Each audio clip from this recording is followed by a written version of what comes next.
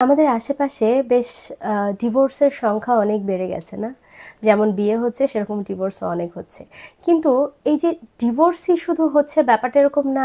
আমরা একজন আরেকজনের প্রতি ভালোবাসায় অতি উৎসাহী হয়ে বা অনেক আবেগপ্রবণভাবে বিয়ে করে ফেলছি। এবং তারপরেই যে ঝামেলাগুলো শুরু হচ্ছে ছোটোখাটো বা বড় যাই হোক না কেন, এই ঝামেলার পরে আমরা আর একসাথে থাকতে পারবো বলে যখন কোনো ধরনের আশা পাচ্ছি না, তখন আমরা ডিভোর্স নিয়ে নিচ্ছি। কিন্তু তাতে কি আমাদের ঝামেলাগুলো শেষ হচ্ছে? মোটেও না।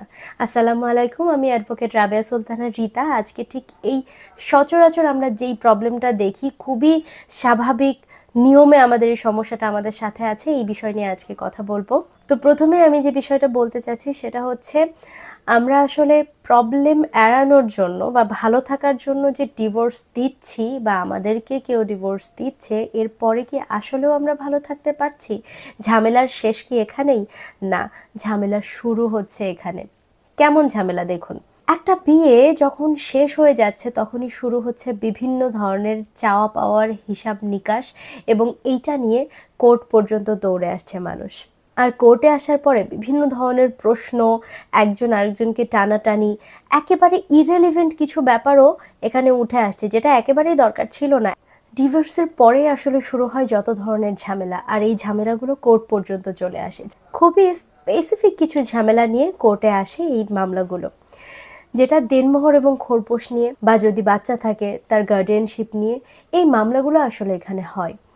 তো দেনমোহর এবং খোরপোশের মামলাটা খুব সিম্পল একটা মামলা। এটা একটা দেওয়ানি নেচারের মামলা বা সিভিল নেচারের মামলা আমরা বলতে পারি। এই মামলার ক্ষেত্রে যেটা হয়, এই মামলার ইস্যু গঠন থেকে শুরু করে ট্রায়াল বলি, পোস্ট ট্রায়াল বলি, যেটাই বলি কেন, এই ফুড প্রসেসটা হচ্ছে টাকা আদায়ের মামলা বা দেনমোহর আদায়ের মামলা, বা আপনি যে খোরপোশটা পাবেন সেইটার মামলা। দেনমোহরের টাকা আসলে কমানোর বা বাড়ানোর কোনো সুযোগ নেই, কিন্তু যদি এরকম হয় যে দুই পক্ষ একসাথে বসে এরকম কোনো ডিডের মাধ্যমে নিজেরা একমত হন যে কোনো টাকা কমিয়ে বা বাড়িয়ে নেবেন, সেই ক্ষেত্রে উক্ত হলফনামা সহ কোর্টে এসে বাদী নিজে বা বাদিনী নিজে যদি বলেন, স্বীকার করেন যে আমি এই টাকাটা নিতে রাজি আছি, এবং ওই টাকা নেওয়া সাপেক্ষে সেটা কিস্তির মাধ্যমে হতে পারে বা সরাসরি এক কিস্তিতে হয়ে যেতে পারে, যদি নিয়ে নেয় তাহলে সেক্ষেত্রে মামলাটা সেখানেই শেষ হয়ে যাবে।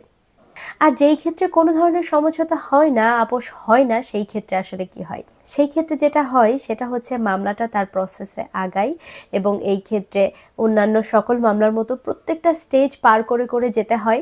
এখানে সাক্ষী হয়, জেরা হয়, যুক্তিতর্ক হয়, রায় হয়। এর আগে ইস্যু গঠন হয় অবশ্যই, যেটা আমি স্কিপ করে গেছি। তো আমি সাক্ষী থেকে কেন শুরু করেছি? ইস্যু গঠনের পরে যে সাক্ষীটা শুরু হয় ট্রায়াল বলে, এই সাক্ষী থেকে আসলে মূল যে মামলাটা, সেই মামলাটার মধ্যে ঢোকা হয়। এই মামলাগুলোর ক্ষেত্রে বা এই দেনমোহর খোরপোশের মামলায় আসলে সাক্ষী, এমন কোনো সাক্ষী নেওয়ার নাই। কি সাক্ষী নেওয়ার আছে? যদি এমন কোনো টাকা যেটা দেনমোহর বাবদ দেওয়া হয়েছে কি হয় নাই, কোনো অর্নামেন্টসের মাধ্যমে দেনমোহর পরিশোধ করা হয়েছে কি হয় নাই, এইগুলা আসলে বাদীর মুখ থেকে বের করে নিয়ে আসা। বা অনেকে থাকে ম্যালাফাইড ইন্টেনশনে, তারা টাকা পেয়ে গেছে কোনো না কোনোভাবে, বাট তারপরও অধিক পাওয়ার আশায় আসলে বড় অ্যামাউন্ট যোগ করে মামলা করে দেন। তো এই সাক্ষীটার পর্যায়ে এইটুকুই, এর বাইরে আসলে কোনো কিছু বলার বা ক্রস করার আসলে আমাদের জায়গা থাকে না। এরপরে যেটা হয় যুক্তিতর্ক, যুক্তিতর্কের পরে রায়। খুব সিম্পল একটা মামলা। এবং এরপরেও আপনি যদি স্যাটিসফাইড না হন, যিনি দায়িক আছেন উনি যদি স্যাটিসফাইড না হন, তাহলে এইটাও আপিলে যাবে।